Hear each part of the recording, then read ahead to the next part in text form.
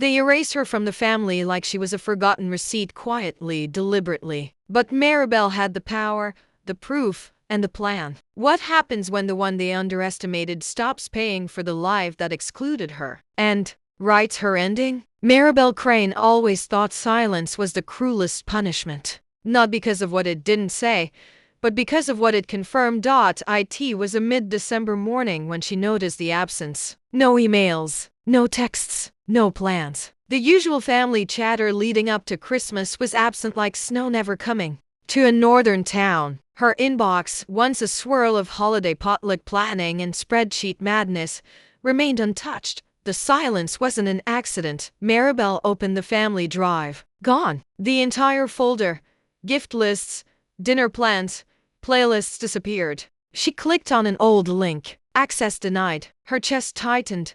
Not from confusion but from realization. This wasn't a tech glitch. This was intentional. She messaged her sister, Carlin. Hey, did you take down the family folder? No reply. 38 minutes later, her phone buzzed. A message from her mother, Dolores. I figured you'd be busy this year. Don't stress about Christmas. Not a question, not concern, just a dismissal wrapped in fake empathy. That evening, lying in her quiet apartment, Maribel replayed every subtle omission of the past few years. Missed calls, ignored invitations, the cold glances at gatherings. But she had still paid the mortgage, kept the lights on, and refinanced the kitchen. They used her warmth, her money, her space. But her presence? Unnecessary. She remembered last Christmas vividly. Walking into her family home with arms full of gifts and cookies she'd baked the night before. No one looked up. No one moved a chair. Look who finally decided to show, someone had said, and the laughter that followed was colder than the December wind. Maribel thought it was forgetfulness. Now, she knew it was design. She opened her budgeting spreadsheet. There it was. Mortgage $1,368.2 recurring for the last 3 years. She paid. They celebrated. And this year, they made it clear. She pulled up documents from her cloud drive. The house, the deed, the bills, all in her name or connected to her bank account. Every renovation, every payment, every call to the gas company. The message from Carlin came the next day. You always made things tense. Honestly, it's better this way. You were never really good at being part of this family. Screenshot. Saved. Her photo app sent her a memory. Gift she'd overnighted years ago, paid for with overtime shifts. In the posted photos, her name was erased. From all of us, the caption said, no correction, no credit, just erasure. She paused the auto mortgage payment, then sat in silence. Not for drama, for clarity. 2 days before Christmas, she canceled the utilities. Electric, water, gas, internet. Each cancellation was followed by confirmation emails she quietly saved. December 24th. Her neighbor's child brought her a holiday card. Maribel thanked her, then curled on the couch. With soup. The lights in her old house, gone out. Mid-potluck, text. Mom is yelling, everything's black. Maribel didn't answer. Text. Maribel, did you do this? The phone went dark. Just like the house, let them light candles. Let them feel the cold they forced her to carry alone. In her quiet apartment, she whispered, they thought comfort was free. They thought I was just a switch to flip on and off. But I was the current. And now, the current has gone. I didn't expect an apology. That's not how this family operates. We rewrite the story and pretend we meant it well. Instead, I opened my digital planner and typed in the day. December 24th. First Christmas, not subsidizing betrayal. I brewed another cup of tea. The night was quiet, uninterrupted, the kind of silence that didn't take any more.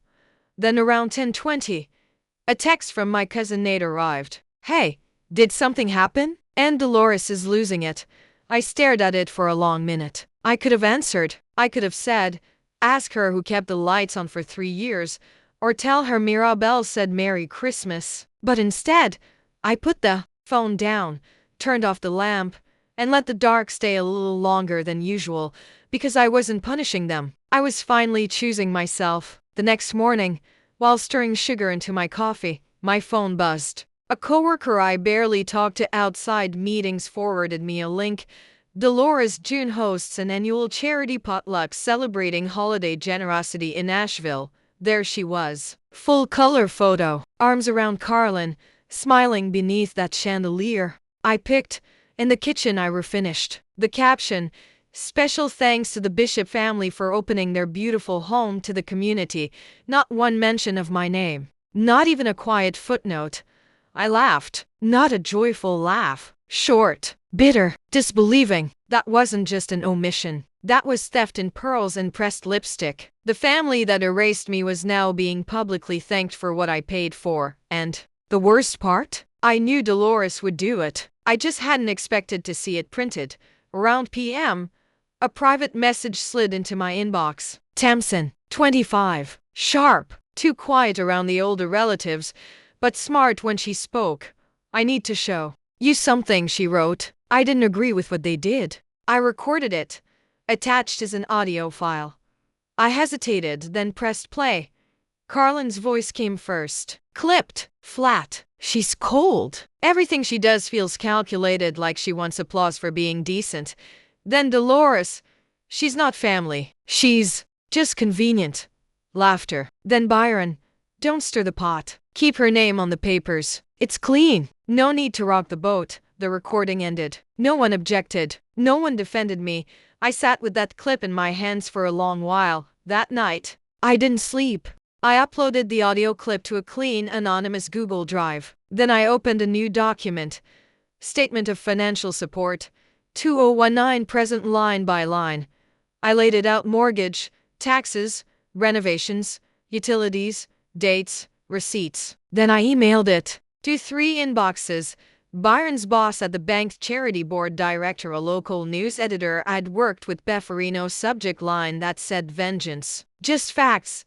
Then I made tea. Chamomile with honey. As if I hadn't just burned down their illusion. By. The next evening, it began. Dolores's name disappeared from the charity's host credits. Tamsin texted. "They're scrambling. Carlin's accusing me of betrayal. Byron's been temporarily relieved." I replied, "I didn't declare war. I declared independence." An hour later. Urgent. Mortgage inquiry from the financial branch. I didn't open it. Instead, I opened an old box of cards labeled "To the best daughter." "Couldn't have done it without you." I laid them out and tore them in half. Not from anger, from clarity. The next morning, I emailed back. "I've been removed from the family, so I've removed myself from the financials. The house no longer concerns me." Attached is a PDF titled "Exit" with receipts, mortgage logs, utility bills, every towel I bought, every bill I paid. Carlin, "You're destroying everything Mom built." I laughed. I hadn't destroyed anything. I'd unplugged it. "Dolores, how could you humiliate me? We're still your family."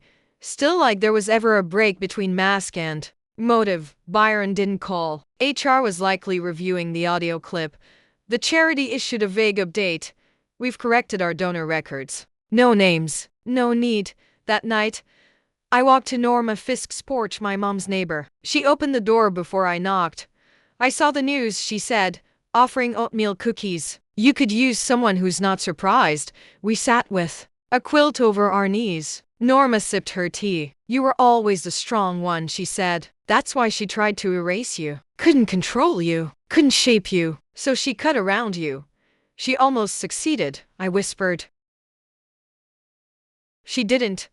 I threw out the photo cards, not in a rage, just because they no longer mattered. Later that night, I lit a candle. Not for mood. To remind myself I could make light too. Tamsin texted. "Grandma asked if you were okay." Should I tell her the truth? Tell her I'm more than okay. Tell her I'm finally visible. Christmas morning. Snowfall like powdered sugar. No tree. No chaos. Just peace. I drove to the bank. Handed over a notarized form. "I'm transferring the mortgage liability to Dolores June." I told the clerk. "You're waiving all rights to the asset." "I understand better than anyone." Signed. Stamped. Done. Back home. Bacon, toast, eggs. A book I hadn't finished since October. No notifications. No guilt. They probably thought I was bluffing. But a week later, in Nashville, a certified letter landed. Carlin read it aloud. Dolores sat stone-faced. She did it. Carlin muttered. Dolores said nothing. Because there was nothing left to say, Tamsin texted. They're asking if you're coming back next year. I typed. They should worry more about how they'll keep the lights on. No emoji. No softening. January stretched out like a quiet exhale. I updated my records. Changed my emergency contact to Tamsin. Wrote on my wall calendar. 1 year free. On the clearest day of the month, I stood at the top of the hill behind my apartment, looking down over a frozen creek. The cold bit at my lungs, but I was alive. Some houses you leave behind, some houses you outgrow, but they stop feeling like home the moment you stop asking to be let back in. Leaving that house wasn't the hardest part. Living in peace without needing permission, that was harder. For years, I thought loyalty meant silence, that love meant sacrifice, that if I gave enough, they'd see me. They didn't. But I learned this. You don't need a seat at someone else's table to know your worth. Build your own. Serve peace, not pain. If you've ever held your family together while they made you feel like the problem, hear this. You're not difficult. You're done being diminished. And sometimes, stepping away isn't giving up. It's coming home to yourself. Now I want to hear from you.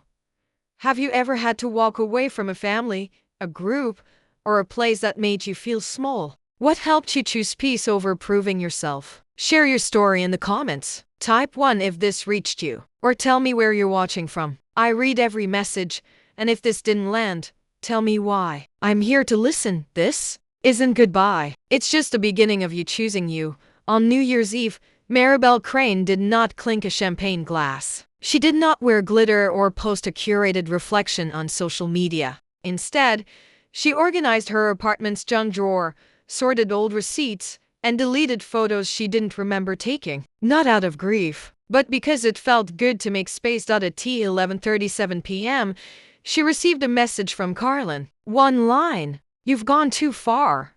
No context. No name. Just the quiet panic of someone realizing the chandelier might not be the only thing crashing down. Maribel didn't respond. Instead, she picked up the phone and made a different call. Hi, this is Maribel Crane. I'd like to schedule an appointment with a real estate attorney. Yes, the earliest available. Asheville property co-signer writes, January brought headlines. Not national, but local enough. Anonymous whistleblower prompts review of local nonprofit finances. The article didn't name Maribel, but it didn't need to. Friends reached out. Distant ones, quiet ones, old colleagues. I didn't know you were going through all that. You always seemed so put together. That's the thing about being used to silence. It teaches you how to carry pain elegantly. Maribel responded politely, sometimes with a smile emoji, sometimes with, thank you, I'm good now. She meant it. Meanwhile, in Nashville, chaos brewed. The heating system failed during a cold snap. Dolores called Maribel's old number, not realizing she'd changed it weeks earlier. The voicemail never reached her. Instead, Maribel spent that weekend hiking the Raven Rock Trail. Her phone was in airplane mode, her lungs filled with clean, frigid air that hurt beautifully. Back at the trailhead, she received a text from Tamsin. Your mom's car wouldn't start. Kayla's blaming you, says it's karma. Maribel smirked. Maybe it's just weather. You okay? Tamsin replied, freezing. Alive? Lighter. By mid-January, the mortgage had defaulted once, then twice. Carlin sent an email formally. This time, polite, sterile. Would you consider reinstating your portion of the payment? We're in a transition period. The kids. Maribel stared at the phrase, your portion, like a tax, a duty, a tithing paid to stay part of something that never claimed her. She replied, I resent all financial TIs. Your transition isn't mine to carry. Click. Send. Her lawyer, a woman named Adrielle, was direct. You have no legal claim to the property, but you have documented financial support spanning 3 years. Maribel nodded. I don't want the house. Adrielle raised a brow. Then what do you want? Maribel looked her in the eye. Peace, and maybe the story to be corrected. Documented corrections can be arranged. They filed the motion that week. The backlash came with fangs. Dolores left a voicemail, her voice thick with performative calm. You're making this worse for everyone. You're not the victim here. Maribel didn't reply. Carlin posted a Facebook status. Some people only know how to take. Even family. She ignored it. But then came a message from her childhood friend, Evie. I always thought you were the strong one. I'm sorry I didn't say anything sooner. I saw how they talked about you. I just didn't want to get involved. Maribel replied. It's okay. You're involved now. Thanks for reaching out. Tamsin visited the city in early February. They met at a coffee shop, two quiet allies sipping lavender lattes. Do you regret it? Tamsin asked. No. Maribel said. But sometimes I wish it hurt more. Then I know I was still hoping. You don't want back in? Maribel shook her head. They made their choice. I'm just finally making mine. One snowy night, she lit a fire in her tiny fireplace, pulled out a small envelope marked for later. Inside, a single photo. She at age 9, holding a tray of cookies beside a crooked Christmas tree. Dolores was smiling beside her. She stared at it for a long while, then she tossed it into the fire.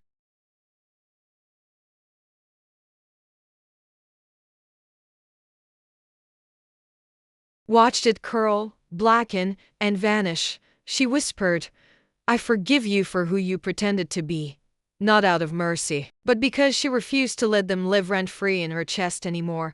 On Valentine's Day, she bought herself flowers, roses, sunflowers, eucalyptus. She arranged them in the blue glass vase that once sat in Dolores's hallway. They looked better here. Her neighbor's daughter slipped her a handmade card. You're my favorite adult, Maribel cried. Just a little. On the last day of February, she received a certified envelope. Inside, a settlement offer. Dolores, via Carlin's lawyer, offered a one-time payout. The price of peace, they called it. Maribel didn't accept. Instead, she wrote a simple letter. Peace isn't something you buy from someone you tried to erase. Then she sent it back. She began journaling more, writing not for court records or receipts, but for herself. You kept them warm. You made their house glow, but they never saw your flame, only your function. Each line poured out like ash from a cleared hearth, and in that quiet, a new light grew.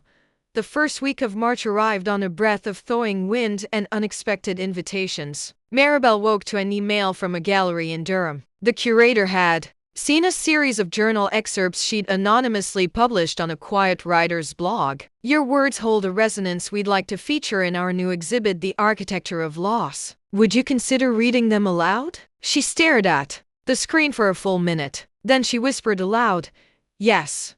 Not as a daughter, not as a financier of someone else's legacy, but as Maribel Crane, writer, survivor, builder of her own life. Tamsin offered to drive her to Durham. The two had become something steadier since the storm had passed. Their conversations came easily now, fewer apologies, more shared glances. That lingered. Do you think they'll come? Tamsin asked on the highway. Maribel exhaled. I think they've already chosen what not to hear. She wasn't bitter. She was simply done waiting for a version of love that required her to disappear.